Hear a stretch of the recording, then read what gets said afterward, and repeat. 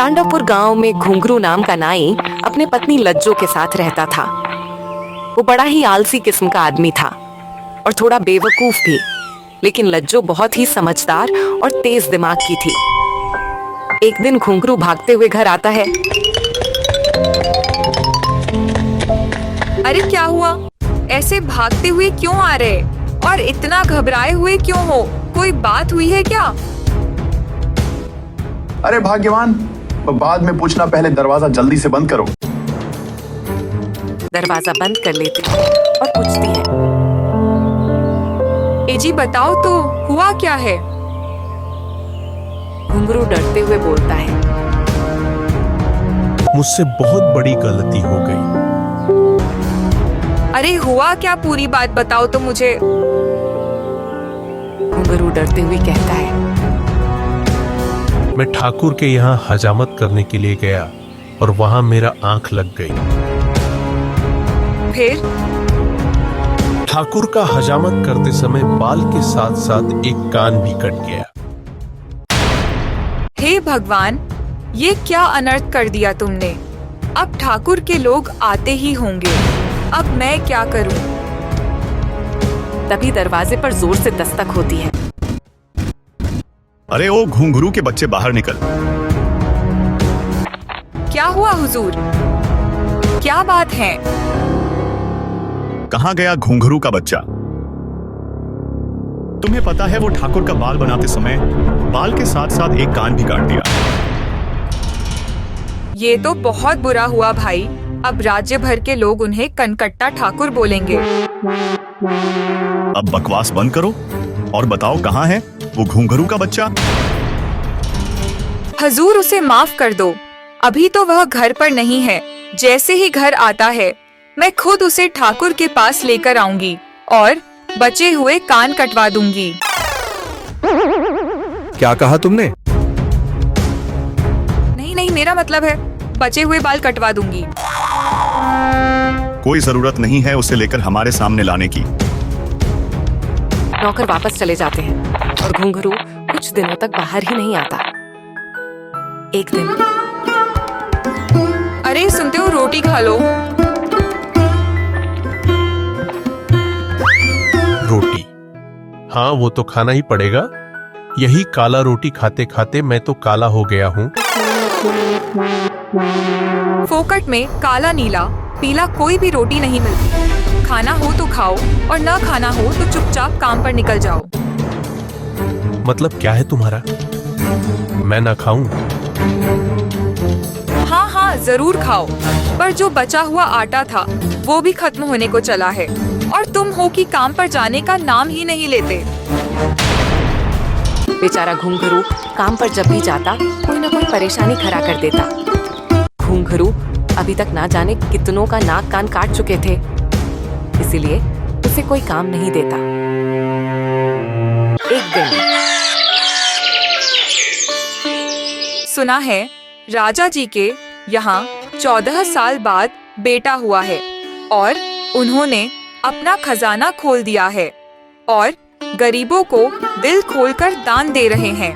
तुम एक काम करो, राजमहल चले जाओ और कुछ मांग कर ले आओ।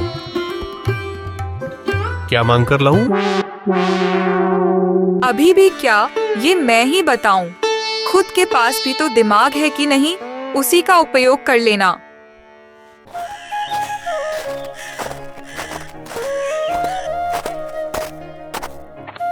घुंघरू राजमहल जाता है।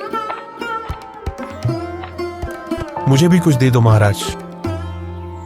तुम्हें क्या चाहिए नाई? घुंघरू सोचने लगता है, मेरी पत्नी ने तो कुछ बताया ही नहीं। आप कुछ भी दे दीजिए महाराज। बड़े अजीब आदमी हो भाई, तुम्हें क्या चाहिए ये भी नहीं पता। अरे भाई, इस राज्य में 14 वर्ष के बाद एक युवराज का जन्म हुआ है।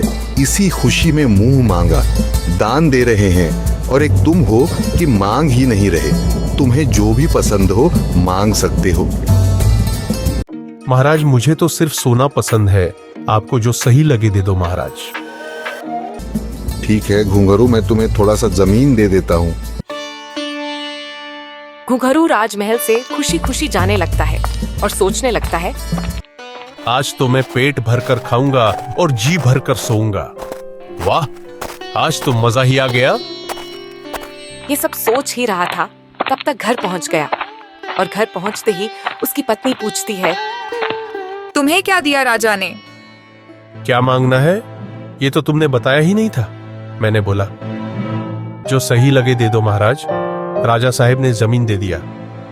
हे भगवान, घर में एक दाना तक नहीं है खाने को और तुमने जमीन मांग लिया, तो अब खाओगे क्या?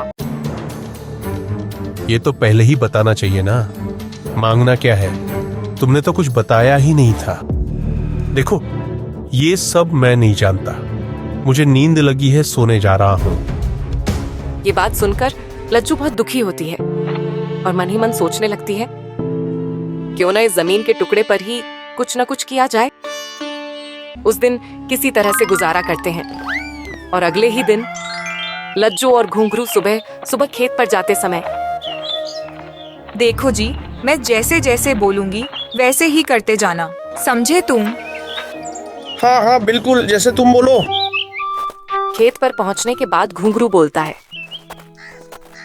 क्यों ना ये खेत रामू काका को बट्टेदारी पर दे दिया जाए, ताकि जो फसल होगा आधा आधा कर लेंगे। ऐसा बोलते ही लज्जू ये बात समझ जाती है। तुम जैसे आलसी लोग तो बट्टेदारी की ही बात करेंगे ना, ताकि मेहनत जो न करना पड़े। निकम्मे कहीं के। मैं ये खेत किसी को नहीं देने वाली। मैं खुद इसमें सब्जी की खेती करूंगी और तुम बाजार में बेच लाना। इसी बुद्धिमानी से लज्जू की खेती भी हो जाती है और बाजार में एक दुकान भी चल जाता और धीरे धीरे सभी कर्जा भी चुकता हो गया। सब्जी ले लो, सब्जी, हरे हरे सब्जी, ताजी ताजी सब्जियां ले लो। बेटा, सब्जी कैसे देते हो? सबसे सस्ती सब्जी है, बोलिए कितने किलोग्राम दे दूं अम्मा? अरे बेटा, पर किलोग्राम कैसे हैं? प्याज 100 रुपए प्रति किलोग्राम, बैंगन 100। हाय, इतने महंगे सब्जी मैं नहीं खरीद रही। तुमने तो सस्ता कहा, फिर इतने महंगे क्यों? देखो अम्मा, आपके लिए थोड़े कम करके दे दूंगा, वो भी सिर्फ आपके लिए। क्यों बेटा? मेरी पत्नी ने कहा है जितने भी बुजुर्ग दुकान पर आए उनके लिए स्पेशल डिस्काउंट दे देना। कितने डिस्काउंट देने के लिए बोला हुआ है, ये तो बताओ। 65 वर्ष से ऊपर होने चाहिए अम्मा। जितने वर्ष के होंगे उतने ही डिस्काउंट हैं अम्मा। बूढ़ी अम्मा सोचती हैं, फिर तो मुझे सस्ती मिलेगी। ठीक है बेटा, जल्दी से 1-1 किलोग्राम सभी सब्जियां दे दो। ये लो अम्मा।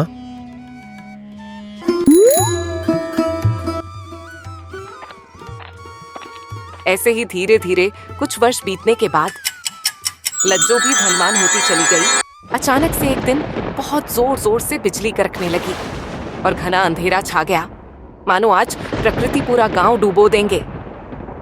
हे भगवान, ऐसे ही गरजते रहो या बरसोगे। ऐसा बोलते ही मानो प्रकृति खुश हो गई। फिर बारिश जोर जोर से होने लगती है और घुंघरू खुशी से झूम उठा, क्योंकि बारिश में तो काम करना नहीं पड़ेगा।